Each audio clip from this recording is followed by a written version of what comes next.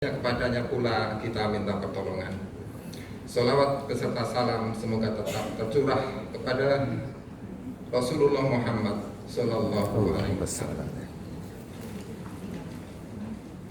Pada paruh abad ke-20, keberagaman masyarakat Wonogiri pada umumnya dapat dikatakan abangan, meminjam istilah Kate. Masyarakat abangan sebenarnya secara legal administratif beragama Islam, namun dalam budaya keagamaan mereka masih belum bisa melaksanakan syariat Islam dengan baik. Dalam kehidupan sehari-hari mereka lebih akrab dengan selamatan, percaya pada yang gaib, pengobatan dengan mantra sihir, dan lain-lain. Abangan juga lebih diselamatkan kepada elemen petani yang merupakan mayoritas penduduk Wonogiri kala itu. Bagi mereka agama masih menjadi kebutuhan sekunder, bahkan tersier. Itulah representasi budaya keagamaan Pracimantoro, wilayah Wonogiri bagian selatan, tempat saya dilahirkan dan menghabiskan masa kecil.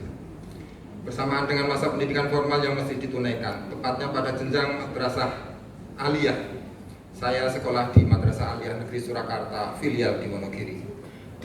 Dari sinilah awal saya yang abangan ini, mulai belajar agama hingga kuliah di IAIN. Perjalanan waktu, saya mulai terlibat aktif dalam kegiatan penyiaran agama di kampung-kampung sekitar Wonogiri. Dari sini pula saya merasa susahnya memasukkan pesan agama dalam jiwa masyarakat abangan. Mengapa internalisasi nilai-nilai Islam begitu sulit untuk mereka? Dan sebagainya, pertanyaan-pertanyaan itu masuk ke bawah sadar saya sebagai mahasiswa Fakultas Dakwah IAIN Wali Songo Semarang. Seiring dengan berjalannya waktu, pada waktu itu muncul buku-buku karya para cendekiawan Muslim Indonesia, mulai dari Nurholis Majid, M.H. Munasib, Kiai Haji Ali Yafi, Sujatmoko, dan sebagainya, yang masing-masing turut memperkuat pola pikir keagamaan saya pada satu sisi, serta cara pandang terhadap realitas pada sisi yang lain. Inti dari cara pandang tersebut adalah agama bukan hanya seperangkat doktrin ritual, melainkan system of mind yang mempengaruhi cara pandang terhadap realitas, membangun visi, membentuk kepribadian, berfungsi sebagai sumber nilai, motivasi untuk melakukan perubahan. Ini semua membimbing saya untuk kemudian mengambil minat program studi pengembangan masyarakat di Universitas 11 Maret Surakarta. Pengembangan masyarakat merupakan paradigma baru pembangunan. Pengembangan masyarakat muncul sebagai alternatif pembangunan konvensional. Jika pembangunan konvensional yang gencar dilakukan oleh pemerintah Orde Baru lebih menitik beratkan pada pertumbuhan ekonomi, maka pengembangan masyarakat sebaliknya. Dengan pertumbuhan yang tinggi dipastikan kesejahteraan masyarakat hingga lapisan paling bawah akan mendapatkan peningkatan kesejahteraan melalui apa yang disebut dengan trickle down effect. Itu yang menjadi keyakinan dari pembangunan. Namun pembangunan dalam 3 dasawarsa menunjukkan bahwa rakyat di lapisan bawah tidak menikmati hasil pembangunan itu. Yang terjadi justru adalah kemiskinan yang bertambah dan kesenjangan sosial. Demikian yang terjadi di Indonesia. Hanya sebagian kecil, yakni para pemilik modal yang berhasil mengembangkan harta mereka, sementara mayoritas penduduk yang lain hidup dalam kemiskinan. Tidak kurang dari 25 juta penduduk Indonesia hidup miskin dengan standar kemiskinan atau garis kemiskinan penghasilan $1 per hari. Padahal lazimnya di dunia internasional standar garis kemiskinan itu adalah $2 per hari. Menurut Baswir, dan jika mengikuti standar kemiskinan Bank Dunia atau dunia internasional, maka jumlah penduduk miskin di Indonesia mencapai 60 juta orang. Di samping kemiskinan, persoalan lain yang tidak kalah memprihatinkan adalah kesenjangan sosial. Menurut Naim, kesenjangan sosial di Indonesia bersifat etnosentris atau bias etnis. Kelompok minoritas yang jumlahnya sekitar 5% dan kebanyakan non-pribumi beretnis Cina menguasai mayoritas aset kekayaan negara. Sementara 95% yang lain, mereka adalah warga pribumi, hanya menguasai aset sekitar 5%. Lebih ekstrim lagi, majalah Tempo mengatakan bahwa 10% penduduk Indonesia menguasai 70% aset nasional dan 90% lainnya menguasai 30%. Untuk menjawab pertanyaan kemudian muncul pertanyaan, apa hubungan tingkat kemiskinan dengan dakwah? Untuk menjawab pertanyaan tersebut, hasil penelitian Clifford Gate telah memberikan perangkat. Menurut Gate, ada hubungan antara status sosial ekonomi dengan keberagamaan. Gate mengidentifikasi masyarakat Jawa terdiri dari 3 kelas sosial. Yang pertama adalah petani buruh, yang kedua pedagang, dan yang ketiga birokrat atau ningrat Jawa. Selanjutnya, Gate mengidentifikasi ritual kepercayaan ketiga kelas tersebut. Agama abangan merupakan tipologi keberagamaan kelas petani dan buruh. Pertanyaannya adalah, mengapa petani dan buruh itu beragama abangan? Petani dan buruh merupakan kelas sosial yang paling miskin dan rendah tingkat pendidikan. Kemiskinan dan kebodohan merupakan lingkaran setan yang masing-masing sebagai sebab sekaligus akibat. Namun di antara dampak kemiskinan dan kebodohan adalah rendahnya standar etika moral yang nanti membentuk konstruksi keberagamaan abangan. Banyak pihak telah melakukan penelitian yang mengkonfirmasi kebenaran apa yang dilakukan oleh bahkan tidak sekedar berhubungan antara kemiskinan dengan tindakan kriminal, tetapi ada satu lagi yang mengkhawatirkan adalah hubungan antara sosial ekonomi, khususnya kemiskinan, dengan fenomena pemurtatan atau pindah agama. Hal ini disampaikan oleh atau hasil laporan penelitian dari Puskesmas yang menjelaskan bahwa di Indonesia telah terjadi penurunan jumlah masyarakat Muslim dan diantara sebabnya adalah pemurtatan karena kemiskinan. Menyikapi kemiskinan di atas, maka upaya dakwah mesti diadakan perubahan. Permasalahan kemiskinan dan kesenjangan sosial selain menjadi masalah sosial kemanusiaan juga sebagai masalah dakwah yang harus diupayakan solusinya oleh para aktivis. Dakwah terhadap masyarakat marginal tidak akan berhasil kecuali membawa solusi atas problematika kehidupan mereka. Upaya menemukan solusi diantaranya adalah memahami penyebab kemiskinan itu. Berdasarkan penyebabnya, kemiskinan disebabkan oleh 3 hal, yakni natural, kultural. Banyak pihak telah menyatakan bahwa antara lain Ong Kok Kam menyatakan penyebab kemiskinan di Indonesia itu adalah faktor struktural, yakni kebijakan yang tidak tepat. Yang dalam hal ini adalah pembangunan yang hanya fokus atau berorientasi pada pertumbuhan ekonomi. Oleh karena itu, kebijakan pembangunan yang hanya berorientasi pada pertumbuhan ekonomi harus digeser menjadi pembangunan yang berorientasi pada nilai-nilai sosial. Itulah yang kemudian menjadi intisari dari pengembangan masyarakat.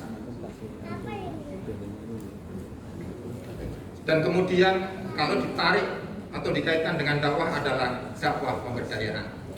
Dakwah pemberdayaan tidak menjadikan masyarakat sasaran sebagai objek yang dihakimi, ditakut-takuti dengan neraka, melainkan menjadikan mereka sebagai subjek yang didampingi, disadarkan akan potensi mereka yang mereka miliki, dikembangkan, dibukakan akses terhadap resources sehingga menjadi masyarakat yang kuat dan mandiri. Secara teologis dakwah pemberdayaan memiliki pijakan yang sangat kuat. Setidaknya ada 2 penjelasan dalam hal ini. Yang pertama adalah teologi pembebasan dan yang kedua adalah teologi al-ma'un. Menurut beberapa ilmuwan muslim, antara lain adalah Ali Syariati, Murtada Mutahari, Jalaluddin Rahmat, dan belakangan ada Hasan Hanafi serta Asghar Ali Enziner mengatakan bahwa spirit Islam adalah agama pembebasan. Islam menurut mereka bukan sekedar ajaran ritual sebagaimana dipresentasikan dalam teologi tradisional, melainkan sistem nilai sosial kemasyarakatan yang bersifat progresif, kritis, dan revolusioner. Dalam konteks Indonesia, hampir semua perjuangan melawan kolonialisme yang dipimpin oleh para pahlawan berbasis pada teologi pembebasan tersebut.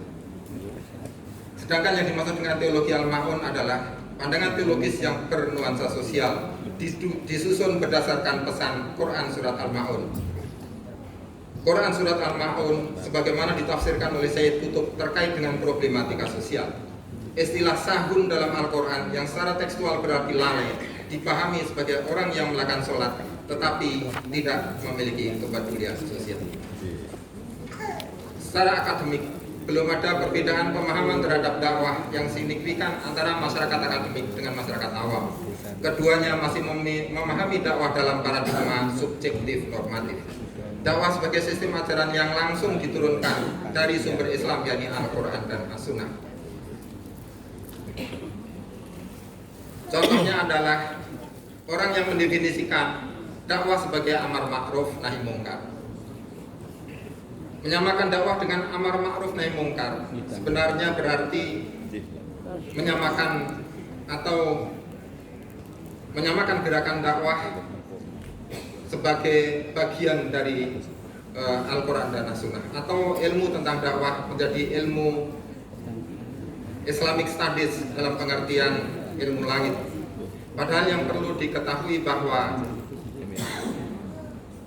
dakwah yang subjektif normatif tadi itu kurang nyambung dengan persoalan-persoalan yang berada di masyarakat. Disinilah perlu menggeser paradigma dakwah subjektif normatif menjadi objektif empiris. Dakwah dengan paradigma objektif empiris akan menjadi landasan dari teori-teori sosial dakwah yang bersifat objektif dan rasional. Disinilah dakwah merupakan ilmu bumi, bukan ilmu langit. Gelar S1-nya juga sarjana sosial, bukan sarjana agama. Ada satu autokritik terhadap umat Islam yang menyatakan bahwa sebagai kekuatan civil society, umat Islam masihlah lemah. Kematian 5 anggota Laskar FPI, terlepas dari pro dan kontra, tidak menimbulkan gejolak berarti. Sangat berbeda dengan kematian Brigadir Joshua. Tidak terlalu salah kalau ada yang mengatakan umat Islam Indonesia besar dalam kuantitas, tetapi masih seperti puing dalam kualitas. Inti dari civil society adalah komunitas yang jauh dari monopoli kebenaran dan kekuasaan. Kebenaran dan kekuasaan adalah milik bersama. Setiap anggota masyarakat madani tidak bisa ditekan, ditakut-takuti, dicekal, diganggu kebebasannya, semakin dijauhkan dari demokrasi dan sejenisnya. Perjuangan membangun civil society di negara tercinta masihlah memerlukan waktu panjang. Hampir semua komponen civil society, mulai dari media massa, perguruan tinggi, organisasi kemasyarakatan, pesantren, hingga organisasi politik, telah terhegemoni oleh pemerintah. Akibatnya civil society susah untuk berkembang. Dakwah pemberdayaan berupaya membangun masyarakat akar rumput yang berdaya, toleran terhadap perbedaan, mandiri dalam ekonomi dan politik, serta berdemokrasi. Sifatnya yang lokal membuat pengembangan masyarakat terlihat sporadis. Namun kita ingat dengan salah satu buku karya Schumacher yang berjudul Small is Beautiful. Jika suatu saat nanti dakwah pemberdayaan menjadi mainstream gerakan dakwah di Indonesia, maka civil society di kalangan muslim akan menjadi kenyataan. Terakhir kali dalam kesempatan ini, saya ingin menutup pidato pengukuhan ini dengan menyampaikan terima kasih kepada yang pertama tentu alhamdulillahirabbil alamin. Kepada Allah Subhanahu wa taala kita bersyukur. Sebenarnya yang ada hanya Dia. Semua kita tidak ada. Tidak ada artinya kecuali karena Dia.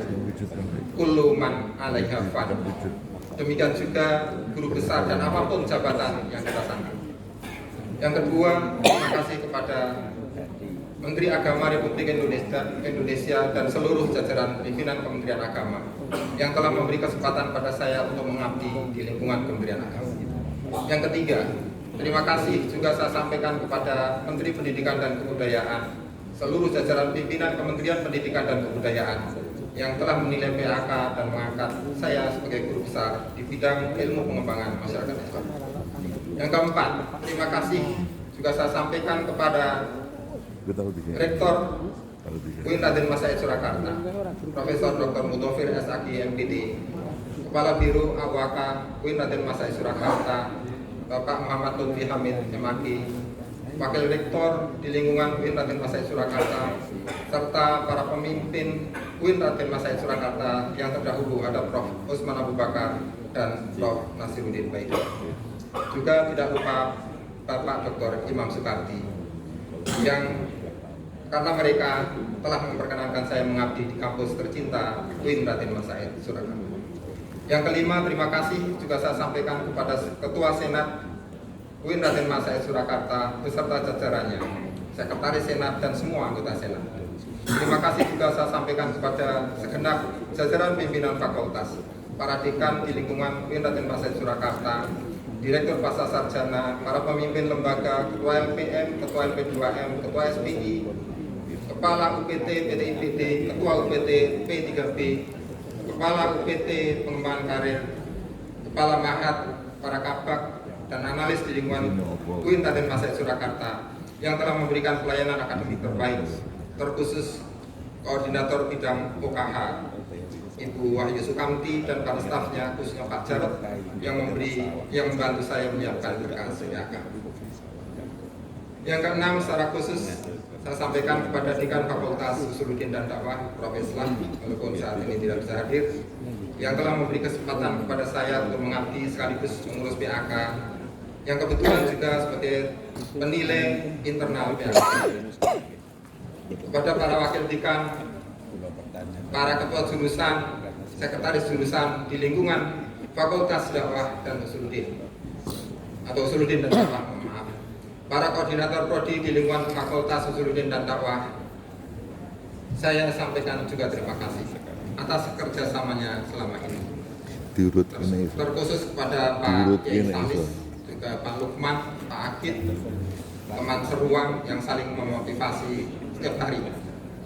Tidak lupa pula terima kasih kepada kolega Bapak Ibu dosen di lingkungan FUD dengan kebersamaannya selama ini.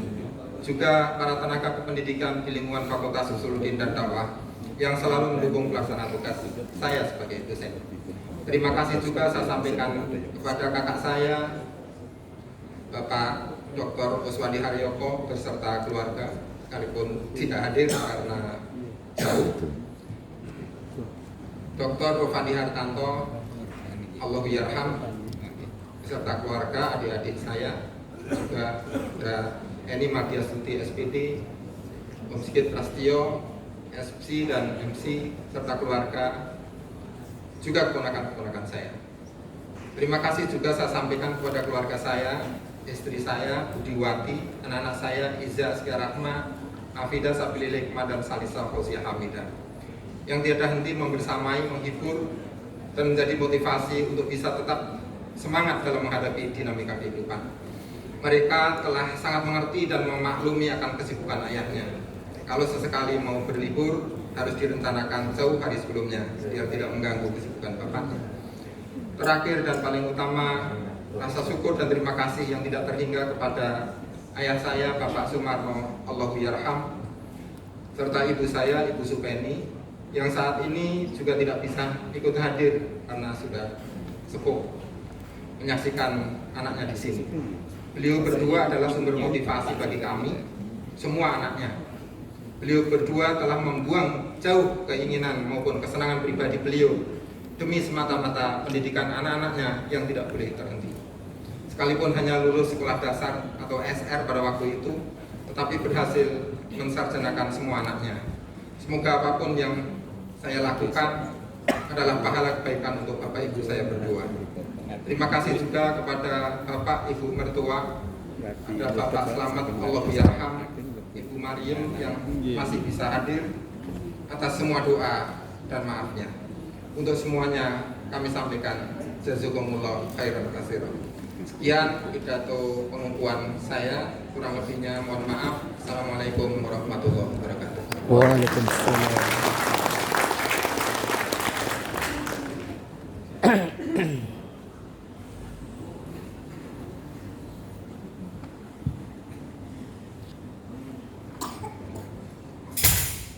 Pengukuhan Guru Besar